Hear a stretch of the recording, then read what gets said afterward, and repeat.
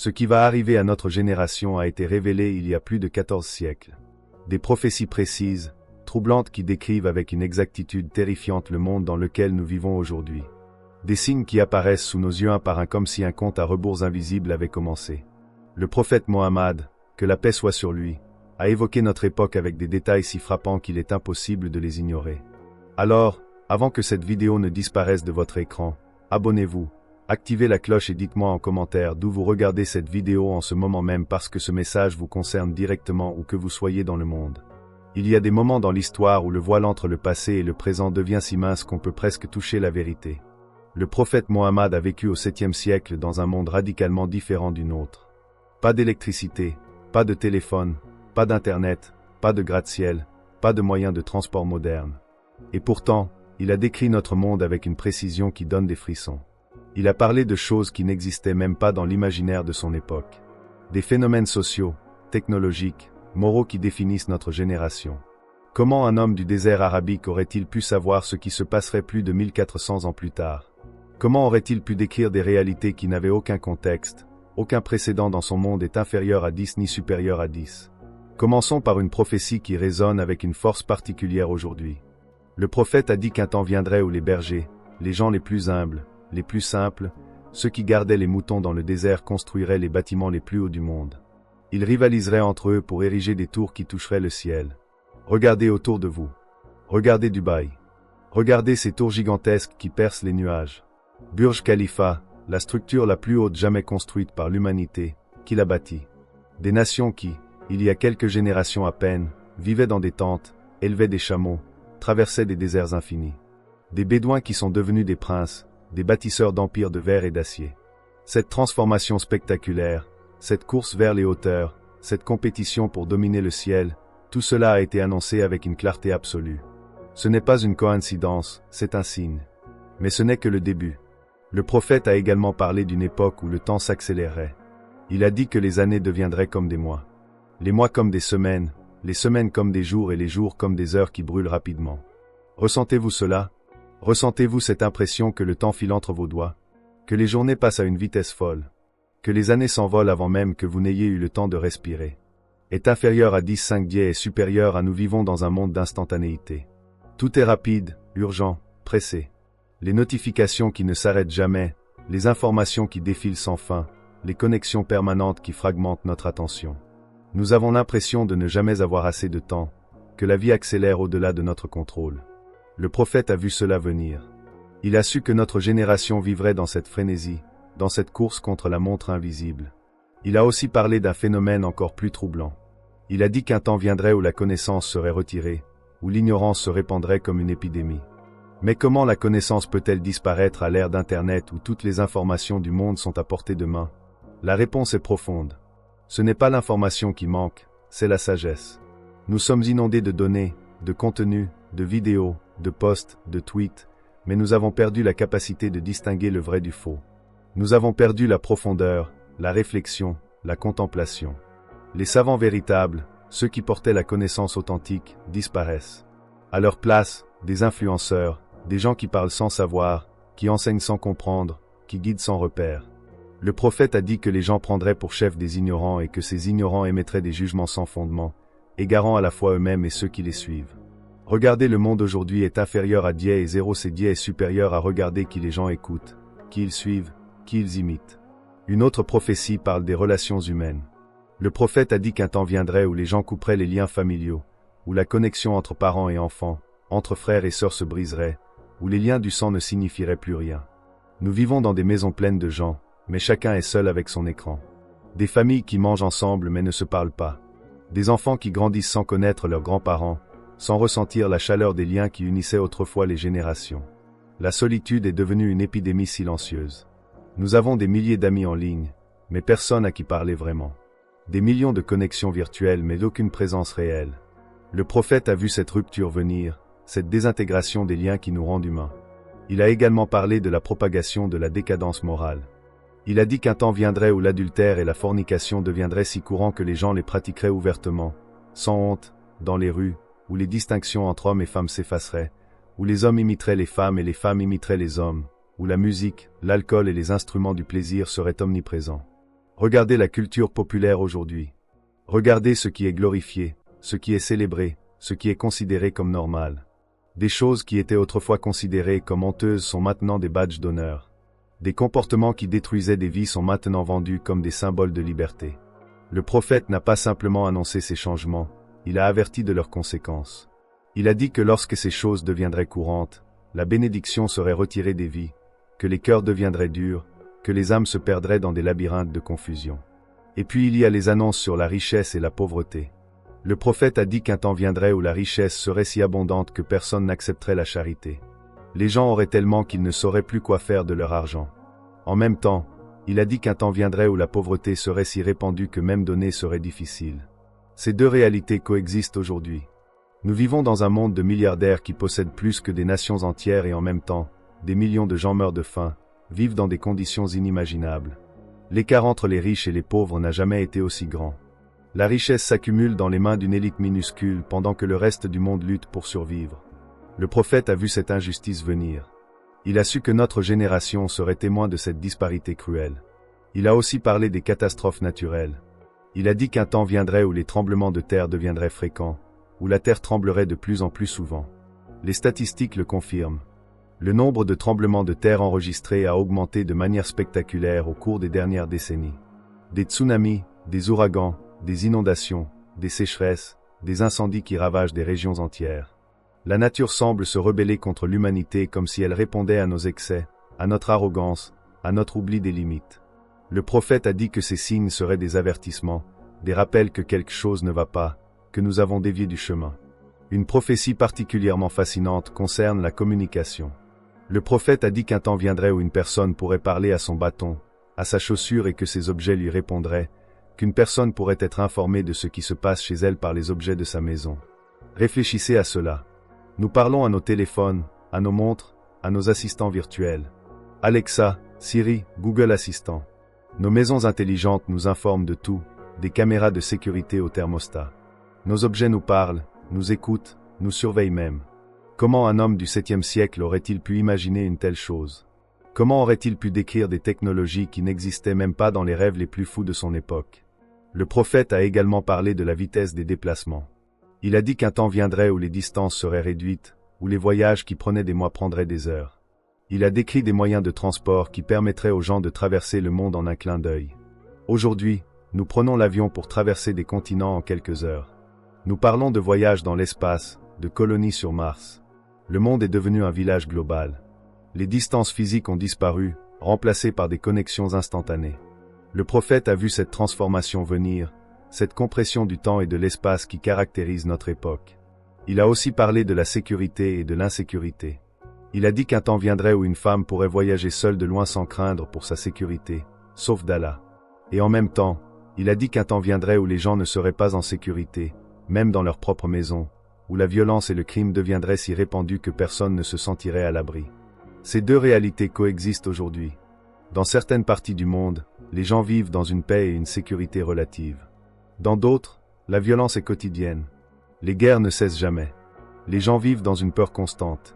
Le prophète a su que notre génération connaîtrait ces contrastes extrêmes, ces paradoxes qui définissent notre monde. Une autre annonce concerne la propagation de l'injustice et de l'oppression. Le prophète a dit qu'un temps viendrait où l'oppression serait si répandue que les gens ne pourraient plus distinguer le bien du mal, où le mensonge serait cru et la vérité rejetée, où les honnêtes seraient traités de menteurs et les menteurs seraient traités d'honnêtes. Regardez le monde aujourd'hui. Regardez comment la vérité est manipulée. Comment les faits sont déformés pour servir des intérêts. Comment les récits sont construits pour tromper, pour contrôler, pour dominer. Nous vivons dans une époque de désinformation massive où il est de plus en plus difficile de savoir ce qui est réel et ce qui ne l'est pas. Le prophète a averti que cette confusion serait un signe de la fin des temps, une indication que quelque chose de profond a été brisé dans l'ordre moral du monde. Il a également parlé de la situation des femmes. Il a dit qu'un temps viendrait où les femmes seraient habillées mais nues, attirant l'attention et étant attirées, que leur tête ressemblerait à des bosses de chameaux penchés. Cette description a longtemps été mystérieuse, mais maintenant elle est claire. Regardez la mode d'aujourd'hui. Les vêtements qui révèlent plus qu'ils ne couvrent, les coiffures volumineuses, les extensions, les styles qui donnent une impression de hauteur et de volume. Le prophète a vu ces tendances venir, ces changements dans la manière dont les femmes se présentent, ces évolutions qui reflètent des transformations plus profondes dans les valeurs et les priorités. Le prophète a aussi parlé de la diffusion de la musique et des instruments. Il a dit qu'un temps viendrait où les gens considéreraient la musique comme permise, comme une partie normale et acceptée de la vie. Que la musique serait omniprésente dans les maisons, dans les rues, partout. Aujourd'hui, la musique est une industrie de plusieurs milliards. Elle est partout, dans chaque magasin, chaque restaurant, chaque voiture, chaque téléphone. Elle façonne les cultures, influence les comportements, définit les identités. Le prophète a vu cette omniprésence venir, cette saturation qui caractérise notre environnement sonore. Il a également parlé de l'alcool. Il a dit qu'un temps viendrait où les gens consommeraient de l'alcool et lui donneraient d'autres noms pour éviter d'admettre ce que c'est. Regardez comment l'alcool est commercialisé aujourd'hui. Des noms sophistiqués, des emballages élégants, des campagnes qui le présentent comme un symbole de statut, de sophistication, de célébration. Il est normalisé, mis en valeur, intégré dans presque tous les aspects de la vie sociale. Le prophète a averti que cette normalisation serait un signe de décadence morale, une indication que les limites établies par Allah sont en train d'être effacées. Le prophète a aussi parlé de la situation des hommes et des femmes dans le mariage. Il a dit qu'un temps viendrait où les femmes seraient beaucoup plus nombreuses que les hommes, au point qu'une seule personne serait responsable de nombreuses femmes. Cette annonce a été interprétée de différentes manières. Certains y voient une référence à des catastrophes ou à des guerres qui décimeraient les populations masculines est inférieure à 5 et supérieure à d'autres y voient une référence à des déséquilibres démographiques qui existent déjà dans certaines régions. Quelle que soit l'interprétation exacte, le prophète a su que notre génération verrait des transformations radicales dans les structures familiales et sociales. Il a également parlé de la relation entre les maîtres et les serviteurs. Il a dit qu'un temps viendrait où une servante donnerait naissance à son maître. Cette annonce a plusieurs interprétations possibles. Certains y voient une référence à des renversements sociaux où ceux qui étaient autrefois au bas de l'échelle sociale accèdent soudainement au pouvoir et à la richesse. D'autres y voient une référence à la manière dont les enfants traitent leurs parents avec un manque de respect et d'obéissance qui aurait été impensable dans les générations précédentes. Les enfants commandent, les parents obéissent. Les dynamiques de pouvoir au sein des familles se sont inversées. Le prophète a vu ces transformations venir, ces bouleversements qui redéfinissent les relations humaines fondamentales. Le prophète a aussi parlé de la religion et de la foi. Il a dit qu'un temps viendrait où s'accrocher à sa religion serait comme tenir un charbon ardent dans la main.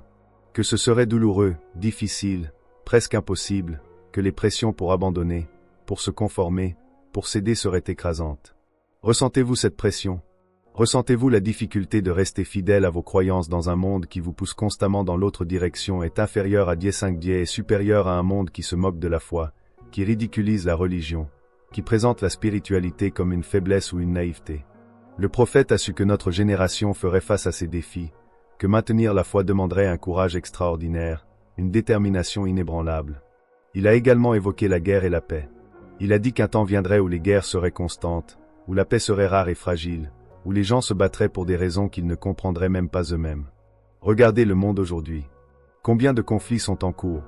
Combien de régions sont déchirées par la violence? Combien de vies sont détruites par des guerres dont les véritables causes restent obscures?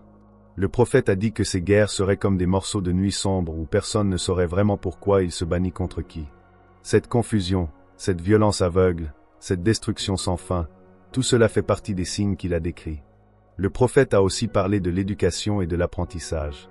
Il a dit qu'un temps viendrait où les gens apprendraient pour des raisons autres que la recherche de la vérité, qu'ils chercheraient la connaissance pour gagner de l'argent, pour obtenir du prestige, pour impressionner les autres, que l'éducation deviendrait une marchandise, quelque chose à acheter et à vendre plutôt qu'une quête sacrée. Regardez le système éducatif aujourd'hui. Les diplômes sont devenus des tickets pour l'emploi. Les universités sont devenues des entreprises. L'apprentissage est mesuré en crédit, en notes, en certification plutôt qu'en sagesse, en compréhension, en transformation personnelle. Le prophète a vu cette commercialisation venir, cette perte du sens sacré de la connaissance. Il a également parlé du leadership et de la gouvernance. Il a dit qu'un temps viendrait où les pires parmi les gens deviendraient leurs dirigeants, que les personnes les moins qualifiées, les moins morales, les moins compétentes seraient mises au pouvoir, que les gens choisiraient des leaders qui leur ressemblent, qui reflètent leurs propres faiblesses et corruption. Regardez autour de vous. Regardez qui dirige les nations, les entreprises, les institutions. Regardez les scandales, les corruptions, les abus de pouvoir qui sont révélés chaque jour. Le prophète a su que notre génération verrait cette dégradation du leadership, cette élévation de l'indignité au pouvoir. Le prophète a aussi parlé de la santé et de la maladie. Il a dit qu'un temps viendrait où de nouvelles maladies apparaîtraient, des maladies que les générations précédentes n'avaient jamais connues. Pensez aux dernières décennies, le sida, Ebola, le SARS, le Covid-19, des pandémies qui ont balayé le monde, tuant des millions, bouleversant des sociétés entières. Le prophète a averti que ces maladies seraient le résultat de la corruption morale, de l'abandon des limites établies par Allah, de la transgression des lois naturelles, que lorsque l'indécence se répandrait ouvertement, ces maladies suivraient inévitablement. Il a également parlé du commerce et de l'économie. Il a dit qu'un temps viendrait où l'usure, l'intérêt, la riba seraient si répandus que personne ne pourrait l'éviter, que même ceux qui essaient de s'en éloigner seraient touchés par sa poussière. Regardez le système financier mondial aujourd'hui. Il est entièrement construit sur l'intérêt, sur la dette, sur des mécanismes qui enrichissent les riches et appauvrissent les pauvres. Il est pratiquement impossible de participer à l'économie moderne sans être impliqué d'une manière ou d'une autre dans des transactions basées sur l'intérêt. Le prophète a vu cette domination venir, cette emprise totale du système usuraire sur l'économie mondiale. Le prophète a aussi parlé de la justice et de l'injustice. Il a dit qu'un temps viendrait où la justice serait rare, où les tribunaux serviraient les puissants plutôt que les faibles, où les lois seraient appliquées de manière inégale, où les riches s'en sortiraient toujours et les pauvres seraient toujours punis. Ressentez-vous cette injustice? Voyez-vous comment le système judiciaire fonctionne différemment selon qui vous êtes? Combien d'argent vous avez? Quelle connexion vous possédez? Le prophète a su que notre génération verrait cette corruption de la justice, cette perversion de l'équité qui était censée être le fondement de toute société civilisée. Il a également parlé de l'environnement. Il a dit qu'un temps viendrait où la terre deviendrait stérile, où la végétation disparaîtrait, où les ressources s'épuiseraient. Regardez la déforestation, la désertification, l'épuisement des sols. Des forêts entières disparaissent. Des espèces s'éteignent à un rythme alarmant. La terre crie sous le poids de l'exploitation humaine. Le prophète a averti que cette destruction serait le résultat de l'arrogance humaine, de l'oubli que nous sommes des gardiens et non des propriétaires de cette planète. Le prophète a aussi parlé des femmes dans la société.